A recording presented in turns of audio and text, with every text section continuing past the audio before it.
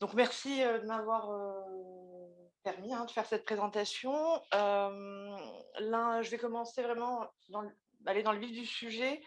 L'intérêt, l'importance de l'évaluation gériatrique en pratique clinique, elle est connue, elle est reconnue. Qu'en est-il, de la recherche clinique? Je vais vous présenter un certain nombre d'études qui vont renforcer, son intérêt en pratique, de par, en fait, des données sur, des valeurs pronostiques et puis prédictives, que l'évaluation gériatrique nous apporte. Alors, y a-t-il un lien entre, certains paramètres de l'évaluation gériatrique et la mortalité à 100 jours, la mortalité précoce? C'est ce qu'a tenté de répondre, l'équipe de Nice, via la cohorte, PACA-Est. Plus de 1 000 patients, dont, 312, métastatiques, un âge médian plutôt gériatrique, autour de 81 ans, des tumeurs majoritairement, solides avec un peu d'hémopathie. L'objectif de cette étude-là, pardon, c'était d'identifier les facteurs de l'évaluation gériatrique qui étaient associés à la mortalité précoce et de construire un modèle prédictif de mortalité à 100 ans. Première donnée, le taux de décès précoce était de 20. Hem, hop. Néanmoins, quand on regardait les, facteurs, prédictifs de la mortalité, à, 100 jours, ce qu'on voyait, c'est qu'il y avait évidemment des données, oncologiques, le nombre de métastases, donc évidemment le nombre de charge tumorale, qui augmentait, ce risque de mortalité. Le type de cancer, évidemment le risque de mortalité précoce est différent, qu'on ait un cancer du sein, ou de la prostate ou un cholangiocarcinome ou une vessie. L'âge, ressortait, l'âge supérieur à 85 ans, et puis il y avait des paramètres gériatriques, eux, qui ressortaient. Le fait de ne pas sortir de chez soi, d'avoir une activité, limitée, sociale limitée, l'altération des ADL, et puis, information importante, en tout cas, de mon point de vue au niveau de cette étude, c'est que le MNA ressort et a un poids, prédictif qui est, largement plus important, que le nombre de métastases.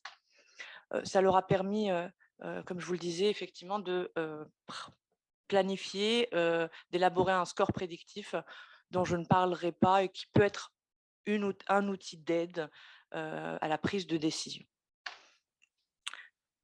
Deuxième étude, concernant en fait, des patients un peu plus jeunes, mais avec, des patients quand même, un âge moyen, pardon, à 77 ans, avec un intervalle entre 70 et 99 ans, des patients qui étaient en première ligne de chimiothérapie. C'était majoritairement, du digestif, du côlon, de l'estomac, des lymphomes et puis autres. Il y avait, près de 400 patients. Ce qui ressort, toujours, les paramètres oncologiques, évidemment, le fait que la pathologie, soit, avancée, et puis d'autres paramètres gériatriques. Alors il y a le fait d'être un homme, qui ressort, très certainement parce que, on le sait, que, les sujets, enfin les hommes, sont beaucoup plus comorbides, que les femmes, en tout cas, à l'époque de ces études-là. Je ne suis pas certaine malheureusement qu'aujourd'hui ça soit le cas. Et puis, le time up and go altéré qui lui est associé, à une mortalité précoce à 3 mois, ainsi que le MNA, donc il y a le test de dépistage, la dénutrition qui ressort encore. La fameuse cohorte El-Kappa, c'était compliqué de ne pas en parler, qui effectivement également, s'était penchée sur la valeur, pronostique, de l'évaluation gériatrique sur la mortalité, mais là plutôt à 1 an, des données de 2007-2012, presque 1 000 patients avec un âge médian de 80 ans, majoritairement des tumeurs, solides, un peu d'hémopathie, près de la moitié, en tout cas moins de la moitié, qui était à un stade métastatique. L'objectif de cette étude-là, c'était, de déterminer la mortalité à 1 an, et puis, d'identifier les facteurs, de l'EGA associés, à la mortalité à 1 an. Alors également, des données de décès avec un taux de décès à 6 mois, de 30 et d'1 an à 40. avaient été réalisées plusieurs en fait, modélisations statistiques selon le statut fonctionnel, à savoir le time up and go, l'EPS, les ADL. Et en fait, ce qu'on se rend compte, c'est que quelle que soit l'altération, l'altération de la mobilité, la perte d'autonomie ou le PS, c'est les mêmes facteurs associés à la mortalité qui ressortent. Alors toujours, hein, c'est ces facteurs oncologiques, hein, le site tumoral, hein, le fait d'avoir une tumeur digestive ou urothéliale est associé à un surrisque de mortalité précoce, enfin, à 1 an. Le statut métastatique, hein, évidemment, l'âge qui ressort, hein, également supérieur à 80, la dénutrition, hein, toujours elle, et puis le nombre élevé de comorbidités, ce dont on avait parlé hypothétiquement sur le fait d'être un homme sur l'étude précédente. Et puis une dernière étude sur la survie globale qui est issue de la cohorte encodage avec des patients de 78 ans, plus ou moins 5 ans, majoritairement des femmes, peu de métastatiques et évidemment, effectivement, comme ce qui avait été dit précédemment, bah, effectivement, majoritairement des cancers solides et un peu d'hémopathie.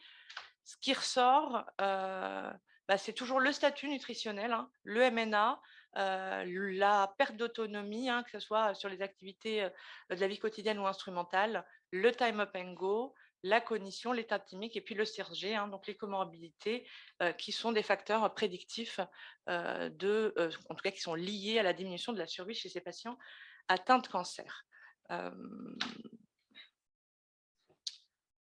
On a parlé de mortalité, je vais vous parler rapidement des valeurs prédictives, hein, des éléments de l'évaluation gériatrique, notamment sur le risque de toxicité.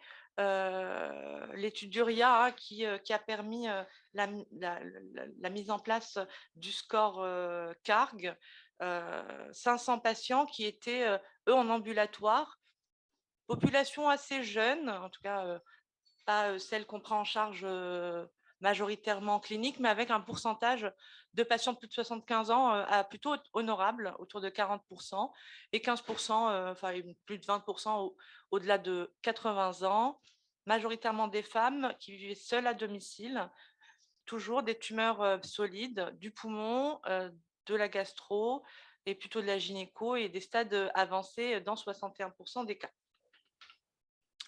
L'idée était effectivement de repérer des facteurs prédictifs de toxicité majeurs, donc de grade 3, 4 ou 5.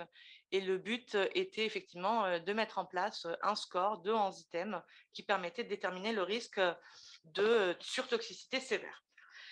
Et ce qui est démontré, c'est que la dépendance dans les activités de la vie quotidienne, des activités instrumentales, pardon, notamment la prise médicamenteuse, les troubles de la marche, le nombre de chutes, hein, dans les 6 mois, la limitation des activités sociales sont des domaines gériatriques qui sont associés à un risque de toxicité.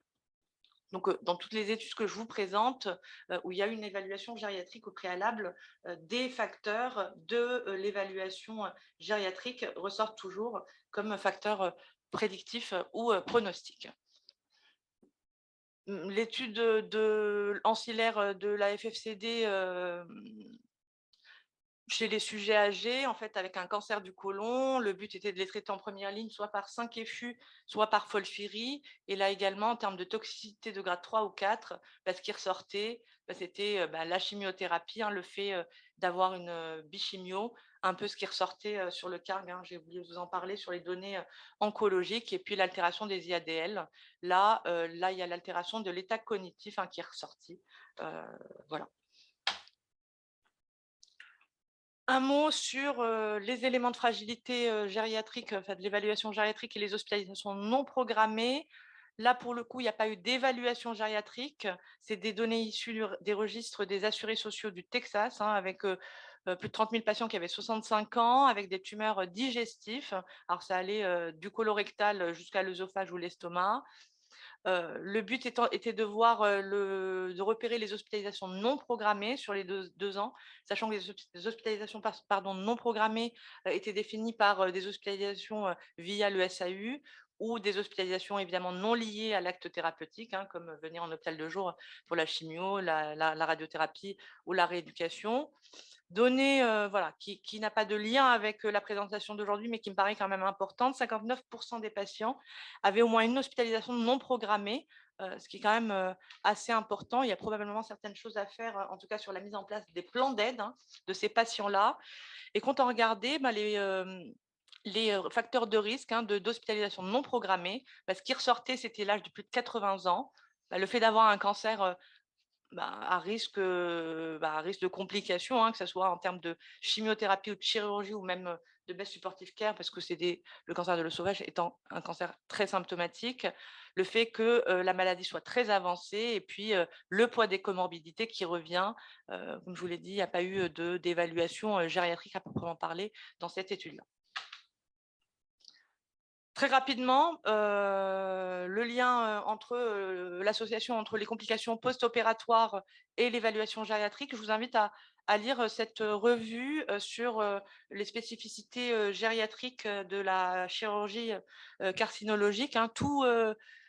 Tout organe confondu et effectivement, hein, tout organe confondu, les facteurs de risque de complications, ce qui ressortait, c'était la perte d'autonomie, les troubles de la marche, les troubles cognitifs, la dénutrition, la comorbidité. On n'a pas beaucoup parlé de chirurgie, de co-management, mais effectivement, je pense que l'évaluation avant, la prise de décision chirurgicale, avant et pendant, est majeure. Et puis dernier point, parce qu'on parle de survie, on parle de toxicité, mais la perte d'autonomie et donc la diminution de la qualité de vie, c'est un point majeur dans l'évaluation de nos patients. Une petite étude de 364 patients avec un âge médian de 70 ans. Là, contrairement aux autres, c'est plutôt de l'hémato. En première ligne de traitement, quelle que soit la chimiothérapie, était définie comme un déclin fonctionnel, l'augmentation, enfin la diminution d'un demi-point des... OK. En tout cas, entre la première et la deuxième cure de chimiothérapie, ce qui ressortait, c'était les IADL et le GDS 15. En conclusion, il y a des données, hein, il y a des données robustes sur la valeur pronostique et prédictive de l'évaluation gériatrique, principalement sur des cohortes, avec l'utilisation d'échelles variées, donc non harmonisées. Et on le dit, hein, mais évidemment qu'il faut favoriser l'inclusion des patients âgés dans les essais cliniques et puis d'implémenter des données gériatriques communes pour qu'on puisse évaluer nos patients en recherche clinique. Je vous remercie.